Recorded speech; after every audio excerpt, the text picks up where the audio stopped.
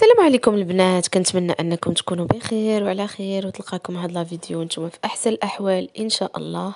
اليوم جبت لكم واحد الفكره للسحور خفيفه ظريفه بسرعه كتحضر وكتعجب الصغار والكبار. هي المهلبيه بنكهه الزهر، كتجي روعه روعه روعه. نتمنى انكم تبقاو معايا حتى الاخر باش تشوفوا المقادير وطريقه التحضير. ولا كنتوا اول مره كتشوفوا القناه فما تنساوش انكم تشتركوا عندي وتضغطوا على تفعيل الجرس.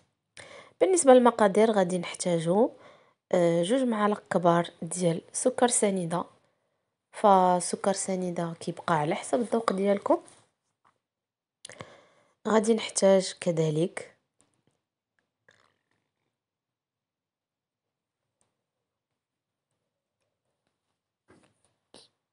1 ساشي بنكهه الفاني، وكذلك 1 ساشي بنكهه الزهر، فكيعطيها واحد المذاق اكثر من رائع. الا ما كانش عندكم ساشي بنكهه الزهر فتقدروا ديروا ماء الزهر، 1 المعلقه ولا 2 معالق كبار ديال ماء الزهر.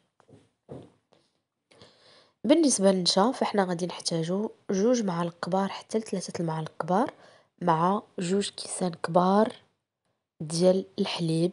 غنخلطوا كلشي مع بعضياته ونديروا فوق البوطه حتى كيبدا كيتماسك لينا الخليط صافي. وكنديروه في الزليفات اللي غادي يدخلوا للثلاجه.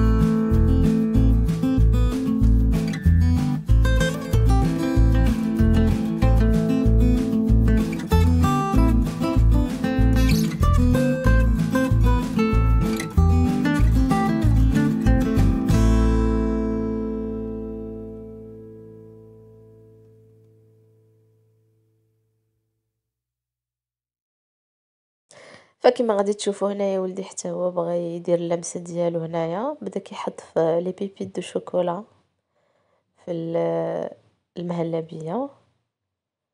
وهذا هو شكل نهائي من بعد ما كتجمد، فهي كتجي رائعه وكما قلت لكم خفيفه ولذيذه. نتمنى انكم تجربوا الوصفه ديال اليوم، وما تنساوش انكم تخليو ليا لي جيم ديالكم ولي كومونتير. خليتكم على خير، على بروشين فيديو ان شاء الله.